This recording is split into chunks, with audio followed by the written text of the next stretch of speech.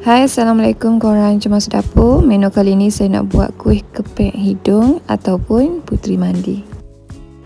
Okey, ni cara saya nak buat inti kelapa, gula putih. Ada air, daun pandan dan kelapa parut putih. Buka api dan kacau hingga kelapa ni masak. Seterusnya boleh masukkan gula putih ikut kemanisan yang kita nak lah. Kacau hingga sepati. Letak juga sedikit garam.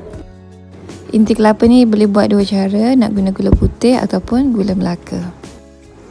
Bila inti dah masak tu boleh ketepikan dulu. Seterusnya nak buat adunan untuk kuih. Masukkan 1 bungkus tepung pulut.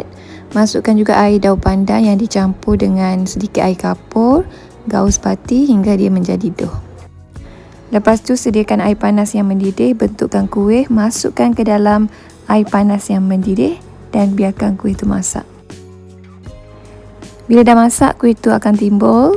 Bolehlah angkat dan toskan sebelum masuk ke dalam inti kelapa. Cara nak bentukkan kuih ni senang je. Ambil sedikit dough, bulat-bulatkan. Lepas tu penyek guna ibu jari dan jari telunjuk hingga dia menjadi kepek. Kepek tu bahasa Kelantan lah. Bila dah siap, boleh masukkan dalam air panas yang mendidih dan tunggu hingga kuih tu masak. Gaulkan inti kelapa dan kuih tu sehingga dia sebati. Dah siap. Tu je cara dia. Senang sangat. Kuih ni memang famous sangat di negeri Kelantan, lagi-lagi pada bulan Ramadan. Biasanya orang akan buat untuk berbuka puasa dan juga untuk moreh.